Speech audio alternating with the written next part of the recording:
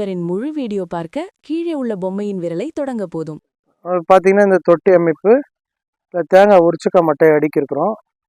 அது மேலே இலக்கழிவு போட்டோம். அங்கேயும் அதே மாதிரி இலக்கழிவு போட்டோம். இந்த இலக்கழிவு மேலே பயோகேஸ்லேருந்து கிடைக்கிற சிலரி சாண கரைசலை மேலே ஊற்றிடுவோம். இந்த மாதிரி இலை இப்போ வாழை இலை போட்டு வச்சுருக்குறோம். அங்கே மா இலை, இந்த சப்போட்டா இலையெல்லாம் போட்டு வச்சுருக்குறோம். இந்த மாதிரி இலைகளை போட்டு மேலே இந்த சிலரி பயோகேஸ்லேருந்து கிடைக்கிற சாண கரைசலை இப்போ இறச்சி விட்ருவோம். இப்போ இதை பார்க்கலாம், எப்படி இறக்கிறோன்றதை பார்க்கலாம்.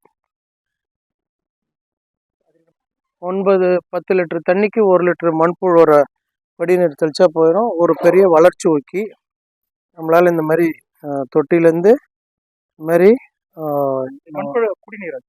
மண்புழோட குளியல் நீர்னு கூட சொல்லலாம். மேலே இருக்கிற அந்த கோழை வந்து தண்ணி பட்டோன்னு வரும். இதில் இந்த மாதிரி செட் பண்ணி ஸ்ப்ரிங்க்லர் போட்டு வச்சுருக்கோம்.